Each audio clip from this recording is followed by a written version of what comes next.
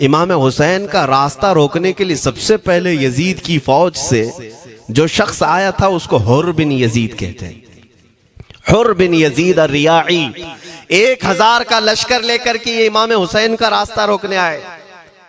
2 दिन तक इधर उधर घुमाते रहा और जब जब नमाजें होती रही इमाम हुसैन मुसल्ला इमामत पर हैं और ये यजीदी इक्तिदा भी कर रहे हैं। हर जमात इमाम हुसैन के पीछे हो रही है।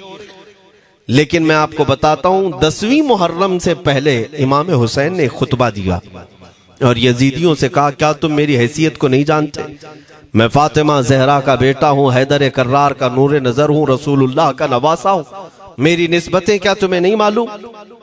तुम मेरे खून से अपने हाथों को ना रंगो। मैं तुम्हारे पास ऑप्शन रखता हूं, मैं इस रास्ते से अपने वापस मदीने की तरफ जाता हूं या किसी साहिल की तरफ या दिमश्क जाऊंगा। जंग करना नहीं चाहता तुमसे। ये 3 ऑप्शन जब इमाम हुसैन ने रखा तो यजीदियों ने एक को भी कबूल नहीं किया। वो जंग करना ही चाहते थे, इमाम हुसैन के खून के साथ खेलना ही चाहते थे। लेकिन जो हुर बिन यजीद है, तवज्जो चाहता हूं, जो खुद इमाम हुसैन का रास्ता रोकने के लिए आया, उसके दिल में ये बात आई और उसने आकर के 10वीं मुहर्रम को यजीदियों से कहा, मियां मान लो हुसैन की बात, 3 में से कोई एक बात मान लो, हम जंग नहीं करना चाहते, वो रसूलुल्लाह के बेटे ही तो हैं। तो सारे जो सिपह सालार बड़े बड़े थे, अमर बिन साद, शिमर वगैरह, हुर बिन यजीद से कहने लगे, तुझे कौन कहता है फैसला करने के लिए? तू सिपाही है, 1000 की नफरी तेरे साथ दी गई है, बस अगर तुझे हमारे साथ रहना है तो मैदान में जमा रह, वरना चला जा, तू सुलह की बातें मत कर। हुर बिन यजीद उसी दिन 10वीं मुहर्रम को उन यजीदियों से कहता, अच्छा अगर तुम मेरे इस बात को नहीं मानते तो तुम्हारी सिपह सालारी तुम्हें मुबारक, मैं हुसैन के खीमे में जा रहा हूं। जो यजीद की तरफ से आया था वो किधर चला गया? मौला हुसैन के खीमे में। कब? सिर्फ 10वीं मुहर्रम, एक रिवायत में 9वीं मुहर्रम को, 1 दिन पहले इमाम हुसैन के खीमे में आया, दस्तबोसी की, माफी मांगी और इमाम हुसैन ने कहा, अब तुम जा सकते हो अपने घर। हुर बिन यजीद ने कहा, मैं उस वक्त तक अब आपका साथ नहीं छोड़ूंगा जब तक मेरे जिस्म में आखिरी सांस बाकी रहे, मैं आपके साथ रहूंगा। अब इमाम हुसैन की वफादारी में आने वाला कौन था? इसलिए मैं आपको एक चीज दे जाता हूं मेरे अजीजों, अल्लाह अज़्ज़ वजल की कुदरत के फैसले हैं, वो जब चाहता है कहीं से भी किसी को हिदायत अता फरमाता है। वो बातिल कुव्वतों के मौजूद पलने वाला बच्चा भी कभी रब तबारक व तआला हिदायत देता है, उसे आलिम बनाता है, और कभी काबे की छांव में पलने वाले को मौला अबू जहल भी बनाता है, गुमराह कर देता है। हुर बिन यजीद मौला हुसैन के पास आ गए। जो बात मुझे कहनी है उसके लिए मुझे इतना वाकया बयान करना पड़ा है। मैं असल पॉइंट की तरफ आता हूं, क्यों मैं ये बयान कर रहा हूं।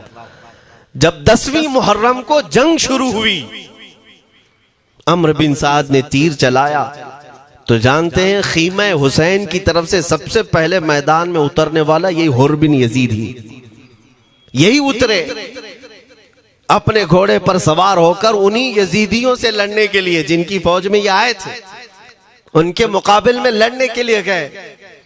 और जब लड़ने की इब्तिदा हुई, सुबह से दोपहर के करीब तक वो लड़ते रहे, जवाल तक। अब जो बात कहना है तवज्जो से सुनो। हुर बिन यजीद ने सुबह से लड़ाई की, बहुतों ने वहां पर मैदान जंग में मुकाबला आराइयां की हैं, लेकिन हुर बिन यजीद की जो लड़ाई है वो तारीख में लिखी हुई। आज उन्होंने यजीदियों के साथ जो जंग किया, कई घंटे जंग करने के बाद, जानते हैं तन्हा हुर बिन यजीद ने 120 यजीदियों को कत्ल किया। 120 की तादाद, एक घोड़सवार एक ही है, 120 को मार गिराया। उसके बाद जामे शहादत नोश किया। मैं तारीख पढ़ रहा था, वहीं पर हमने किताब को रोक दी।